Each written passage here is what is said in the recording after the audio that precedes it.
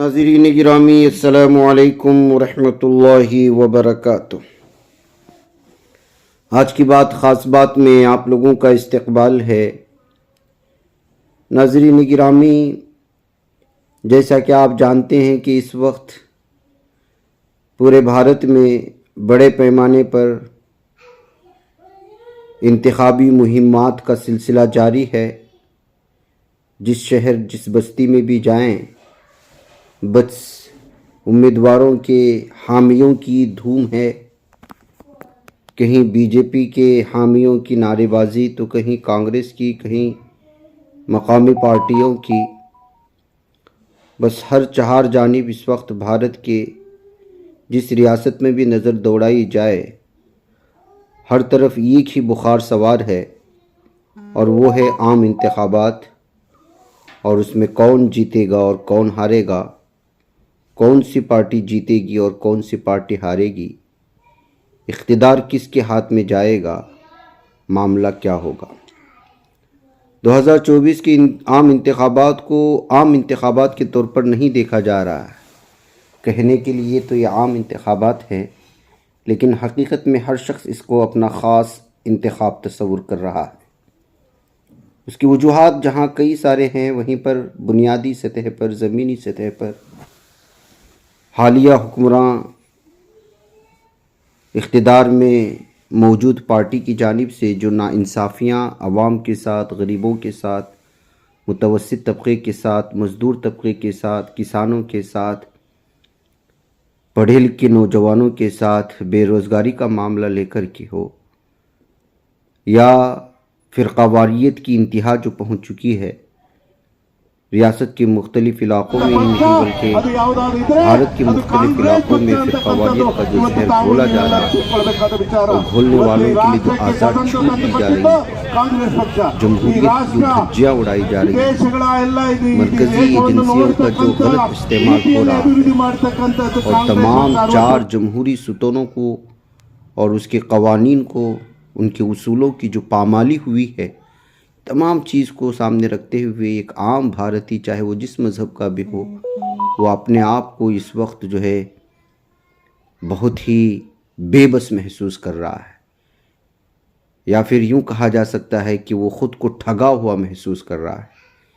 यही वजह है कि 2024 के आम इंतखाबात को आम इंतखाबात के तौर पर नहीं देखा जा रहा है और ये समझाया जा रहा है और समझा भी जा रहा है और लोगों को बावर कराने की कोशिशें भी हो रही हैं कि ये जमहूरियत को बचाने का एक ऐसा आम इंतखाब है कि अगर इस बार अगर किसी भी एक आम शहरी ने अपने वोट का इस्तेमाल नहीं किया और उसने सुस्ती व काहली को अपनाया और उसने समझा कि जो है उसके वोट से कुछ होने वाला नहीं है, तो फिर वो अपने मुल्क के तबाही में अपना हिस्सा शामिल कर रहा है।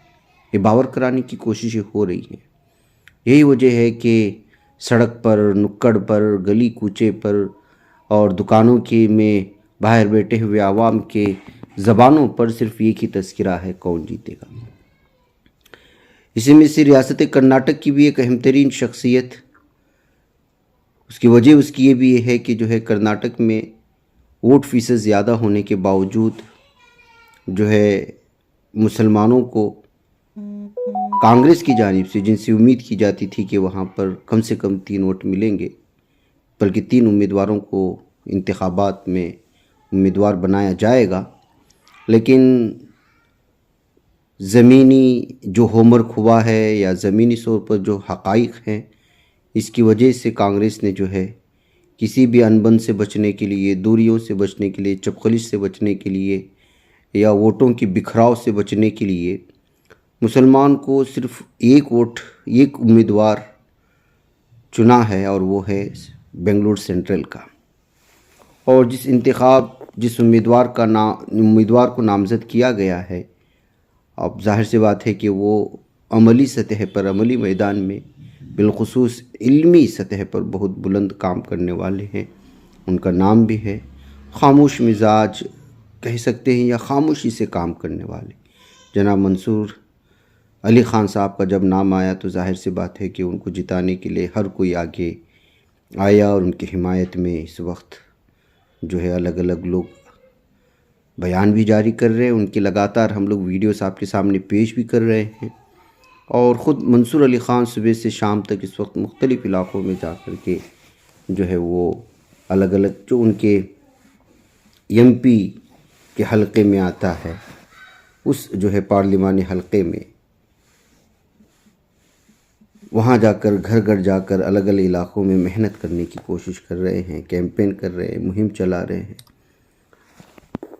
उसमें से आज 13 अप्रैल को गांधीपुरा अंबेडकर स्टेचू के पास और नल्लूरा हल्ली अंबेडकर स्टेचू के पास और इसके अलावा कुंदला हल्ली एंट्रेंस के पास, मुनुकुलेला रंगा मंदिरा के पास, डूडना कुंडी जो बाबू रेड्डी हाउस के करीब आता है, उसके और भी बहुत सारे इलाक़ों में अलग अलग जो है वो इनफरादी फंक्शंस में भी शामिल हुए, जुलूस में भी, घर घर जा कर के जो है इंतखाबी मुहिम चलाने की भी कोशिश ही की। और ये शुरू से आप हमारी स्क्रीन पर चल रहे इन फ़ोटो से इस बात का अंदाज़ा लगा सकते हैं। ये दरअसल महादेवापुरा के इलाके का है, जहाँ का शेड्यूल आज तय हुआ था 13 अप्रैल को। इस मौके पर उन्होंने जो है नामा निगारों से भी गुफ्तगू की है और अपने ख़यालात का इजहार किया है जनाब मंसूर अली ख़ान ने। और उन्होंने क्या कहा, आइए सुनते हैं और आप अंदाज़ा लगा सकते हैं कि इस वक्त क्या सिचुएशन है। चैलेंजिंग कॉन्स्टिट्यूंसी है बेंगल सेंटर की, तो आप यहाँ पर मौजूद है, रिस्पांस कैसा मिल रहा है और क्या हालात है? कि महादेवपुरा में रिस्पांस अच्छा है। सवेरे से हम लोग कैंपेन कर रहे हैं, जो हमारे गारंटीज के बारे में लोग बात कर रहे हैं और लोगों में एक उत्साह है गारंटीज को लेकर, सो लोग बाहर आके कांग्रेस को सपोर्ट कर रहे हैं। सर, जो आप जो है लगातार लोगों से मुलाकात कर रहे हैं, क्या मसले सामने आ रहे हैं, क्या प्रॉब्लम? नहीं, देखो यहाँ पर इंफ्रास्ट्रक्चर का प्रॉब्लम है, थोड़ा पानी के इशू हैं और ट्रैफिक का बहुत बड़ा मसला है, तो ये सब सॉल्व करना है। सर, जिस तरह से आप लोगों में घुल मिल रहे हो, कहीं ना कहीं लोगों में जो एक नई उम्मीद है, क्योंकि यहाँ की जो सिटिंग MP है वो एक बार आते हैं 5 साल गायब हो जाते हैं, आप भी ऐलान कर रहे हैं, तो जिस तरह से आप लोगों में घुल मिल रहे हो, तो लोगों का क्या कहना है, किस तरह की आप? सिर्फ मेरी यही उम्मीद है, लोग मुझे वोट करें, मैं उनके साथ मिलकर उनके बीच में रह के काम करूं, क्योंकि मेंबर ऑफ पार्लियामेंट का एक अलग रोल रहता है, MLA का और कॉर्पोरेट, लेकिन मेंबर ऑफ पार्लियामेंट चाहे तो बहुत काम कर सकते हैं लोगों के लिए, फंड्स, सेंट्रल फंड्स का फैसिलिटेशन कर सकता है, ये उम्मीद है। और लोग क्या चाहते हैं कि एक MP उनके साथ मिलके, क्षेत्र बड़ा है लेकिन मिलके एटलीस्ट महीने में एक बार तो मिले MP। क्या पैगाम रहेगा? मेरा यही पैगाम है, आप देखिए डेवलपमेंट पर वोट कीजिए। मैं एक नया चेहरा हूँ, मेरे पास एक बेंगलोर डेवलपमेंट के लिए एक विजन है डेवलपमेंट, और ये विजन मैं आपके सामने रखना चाहता हूँ। और मेरा ये दावा है कि मैं आप लोगों के साथ मिलकर आपके लिए काम करूँगा। अगर 5 साल में मैं वो जो वादे किया हूँ अचीव नहीं कर सका, तो आपकी मर्जी फिर रहेगी कि आप किसी, क्योंकि अब आप 3 दफे एक आदमी को मौका दे चुके हैं, इस बार मुझे मौका दें।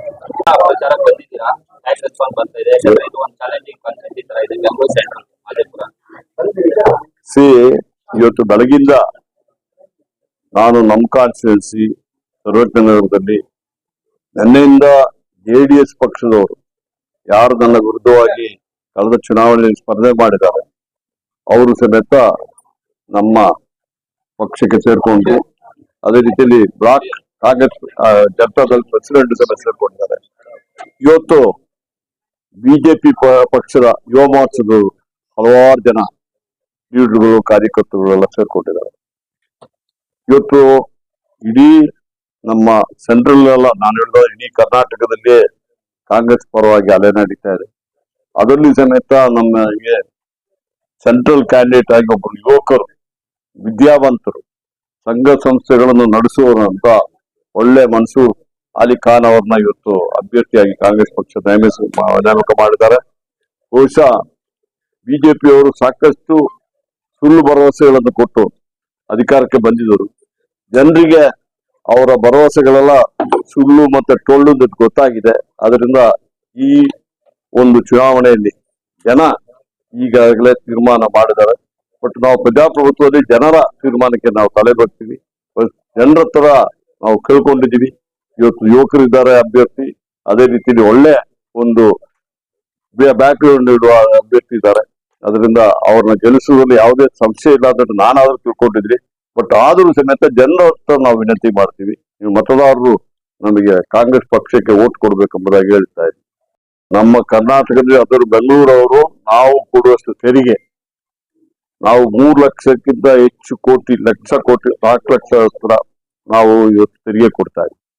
ನಮಗೆ ಕೇಂದ್ರದಿಂದ ಕೊಡ್ತಾ ಇರೋದು ಬರೀ 50,000 ಕೋಟಿ ಕೊಡ್ತಾ ಇದ್ವಿ. ಅದರಲ್ಲಿ ಸಮೇತ ನಮಗೆ ಮೋಸ ಮಾಡಿದ್ದಾರೆ. ನಮಗೆ ಇವತ್ತು ಬರಗಾಲ ಆಗಿದೆ. ಬರಗಾಲಕ್ಕೆ ಕಳೆದ ಆಗಸ್ಟ್ ಸೆಪ್ಟೆಂಬರ್ಲೇ ನಾವು ರಿಪೋರ್ಟ್ ಕಳಿಸಿದ್ವಿ. ನಮ್ಮ ಮುಖ್ಯಮಂತ್ರಿಯವರು ಹೋಗಿ ಪ್ರೈಮ್ ಮಿನಿಸ್ಟರ್ ಭೇಟಿ ಮಾಡಿದ್ದಾರೆ, ಹೋಮ್ ಮಿನಿಸ್ಟರ್ ಭೇಟಿ ಮಾಡಿದ್ದಾರೆ. ಯಾಕಂದ್ರೆ ಹೋಮ್ ಮಿನಿಸ್ಟರ್ ಬರಗಾಲ ಕಮಿಟಿ ಚೇರ್ಮನ್, ಅವ್ರು ಮೀಟಿಂಗ್ ಕರೀಬೇಕು. ಆಫೀಸರ್ಗಳು ಬಂದ್ಬಿಟ್ಟು ಇಲ್ಲಿ ರಿಪೋರ್ಟ್ ಕೊಟ್ಟಿದ್ದಾರೆ. ಅದೇ ರೀತಿ ಅಗ್ರಿಕಲ್ಚರ್ ಮಿನಿಸ್ಟ್ರು, ರೆವಿನ್ಯೂ ಮಿನಿಸ್ಟರ್ ಎಲ್ಲ ಹೋಗ್ಬಿಟ್ಟು ರೆಪ್ರೆಸೆಂಟೇಷನ್ ಮಾಡಿದ್ದಾರೆ. ಆದರೂ ₹1 ಅವ್ರು ರಿಲೀಸ್ ಮಾಡಲಿಲ್ಲ. ನಾವು ನಮ್ಮ ರಾಜ್ಯ ಸರ್ಕಾರದಿಂದ ದುಡ್ಡು ಕೊಡ್ತಾ ಇದ್ದೀವಿ. ಇವತ್ತು ಇಂಥ ಒಂದು ಬರಗಾಲ ಬಂದರೂ ಸಮೇತ ತಿರುಗಿ ನೋಡಿದಂತ ಕೇಂದ್ರ ಸರ್ಕಾರ ಯಾವ ಮುಖ ಇಟ್ಕೊಂಡು ತಮ್ಮ ಪಕ್ಷಕ್ಕೆ ಓಟ್ ಕೇಳ್ತಾರೆ ನನ್ಗೆ ಗೊತ್ತಾಗೋದಿಲ್ಲ. ಆ ರೀತಿಯ ಒಂದು ಇದಾಗಿದೆ. ಭಾರಿ ಅನ್ಯಾಯ ಮಾಡ್ತಿದ್ದಾರೆ ಕರ್ನಾಟಕಕ್ಕೆ. ಆದ್ರೆ ಕರ್ನಾಟಕದಲ್ಲಿ ಸಮೇತ ಕಾಂಗ್ರೆಸ್ ಅಧಿಕಾರದಲ್ಲಿ ಇರ್ಬೋದು, ಆದ್ರೆ ಬಿಜೆಪಿಗೆ ಓಟ್ ಕೊಟ್ಟ ಜನ ಇದ್ದಾರೆ ಅಂತ ಅವ್ರು ತಿಳ್ಕೊಳ್ಬೇಕಲ್ಲ. ಅದಕ್ಕೆ ಇವತ್ತು ಹೇಳ್ತಾ ಇದ್ದೀನಿ, ಇದಕ್ಕೆ ಸರಿಯಾದ ಉತ್ತರವನ್ನ ಈ ಚುನಾವಣೆಯಲ್ಲಿ ಜನ ಕೊಡ್ತಾರೆ. ಅಭ್ಯರ್ಥಿಯಾದ ಮನ್ಸೂರ್ ಅವರ ಪರವಾಗಿ ಚುನಾವಣಾ ರ್ಯಾಲಿಗೆ ನಾವೆಲ್ಲ ಬಂದಿದ್ದೀವಿ. ಒಳ್ಳೆ ಉತ್ತಮವಾದ ಪ್ರತಿಕ್ರಿಯೆ ಸಿಗ್ತಾ ಇದೆ.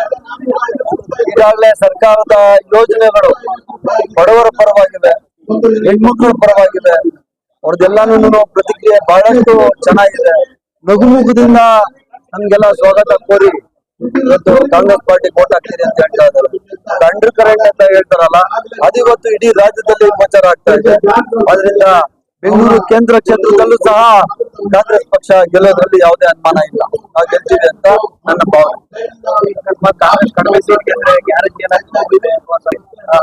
ನೋಡಿ, ಯಾವುದೇ ಒಬ್ಬ ಜವಾಬ್ದಾರಿಯುತ ವ್ಯಕ್ತಿ ಈ ದೇಶದಲ್ಲಿ 136 ಸೀಟುಗಳನ್ನ ಈ ರಾಜ್ಯದಲ್ಲಿ ನಮ್ಗೆ ಬಹುಮತವನ್ನ ಕಾಂಗ್ರೆಸ್ ಪಾರ್ಟಿಗೆ ಜನಗಳು ಕೊಟ್ಟಿದ್ದಾರೆ. ಅಂತಹ ಬಹುಮತದ ಸರ್ಕಾರವನ್ನ ಕೆಡವುತ್ತೀವಿ ಅಂತ ಹೇಳೋದೇ ಪ್ರಜಾಪ್ರಭುತ್ವದ ವಿರೋಧಿ ಕೆಲಸ. ಹಾಗಾದ್ರೆ ಸಂವಿಧಾನಕ್ಕೆ ಬೆಲೆ ಇಲ್ವಾ? ಮತ್ತೆ ಕುದುರೆ ವ್ಯಾಪಾರ ಸ್ಟಾರ್ಟ್ ಮಾಡ್ತಾರೆ ಅಂತನಾ? ಅವ್ರು ಯಾವುದೇ ಯೋಜನೆಗಳು ಈ ಸರಿ ಸಕ್ಸಸ್ ಆಗಲ್ಲ, ಗೊತ್ತಾಗಿದೆ ಜನಗಳಿಗೆ. ಅದಕ್ಕೆ ಅವರು ಈ ತರ ದುಸ್ಸಾಹಸಗಳಿಗೆ ಕೈ ಹಾಕ್ಬಾರ್ದು ಅಂತಾನೆ ನಮ್ಮ ರಾಜ್ಯದ ಜನತೆ ನಮ್ಗೆ ಎಷ್ಟು ಆಶೀರ್ವಾದ ಮಾಡಿದ್ದಾರೆ. ಈ ಕನ್ಸಲ್ ಸಹ ನೆನ್ಸ್ಕೊಳ್ಳೋದು ಬೇಡ. ಬಿಜೆಪಿ ಅವರಾಗ್ಲಿ JDS ಅವರಾಗ್ಲಿ ಕರ್ನಾಟಕ ರಾಜ್ಯದ ಕಾಂಗ್ರೆಸ್ ಸರ್ಕಾರವನ್ನ ಕೆಡವಲಿಕ್ಕೆ ಯಾವುದೇ ಕಾರಣಕ್ಕೂ ಅವ್ರಿಗೆ ಸಾಧ್ಯ ಆಗೋದಿಲ್ಲ. ಯಾವುದೇ ಪ್ರಯತ್ನ ಪಟ್ರು ಅವರು ಫೇಲ್ಯೂರ್. ಅದೇ ಇದೆ, ನಿಮ್ಗೆ ಗೊತ್ತು, ಟಿವಿ ನನಗಿಂತ ಚೆನ್ನಾಗಿ ಸರ್ಕಾರ ರಚನೆ ಆದ ಮೊದಲನೇ ದಿವಸದಿಂದಾನೆ ಈ ವಾರ ಕಳೀತದೆ, ಈ ತಿಂಗಳು ಕಳೀತದೆ. ಈಗ ಪಾಪ ಡೆಡ್ ಲೈನ್ ಕೊಡ್ತಾವ್ರೆ, ಇನ್ನೆರಡು ಡೆಡ್ ಲೈನ್ ಕೊಡ್ತಾರೆ. ಇನ್ 4 ವರ್ಷದ 2 ತಿಂಗಳು ಡೆಡ್ ಲೈನ್ ಕೊಡ್ತಾರೆ. 2028 ಮತ್ತೆ ನಮ್ ಯೋಜನೆಗಳು ನಮ್ ಕೈ ಹಿಡಿತದೆ. ಕಾಂಗ್ರೆಸ್ ಸರ್ಕಾರ ಮತ್ತೆ 2028ಕ್ಕೆ ವಾಪಸ್ ಸರ್ಕಾರ ಅಧಿಕಾರಕ್ಕೆ ಬರ್ತದೆ. ಆವಾಗೂ ಏನಂತಾರೆ 136 ಸೀಟ್ ಇರೋದು ನನ್ನ ಪ್ರಕಾರ 2028ಕ್ಕೆ 150 ಸೀಟ್ ಆಗ್ತದೆ. ಆಗ್ಲೂ ಈ ಸ್ಟೇಟ್ಮೆಂಟ್ ಆರೋಪ ಕೊಡ್ತಾನೆ. ಅದಕ್ಕೆ ನನ್ನ ಅಬ್ಜೆಕ್ಷನ್ ಇಲ್ಲ.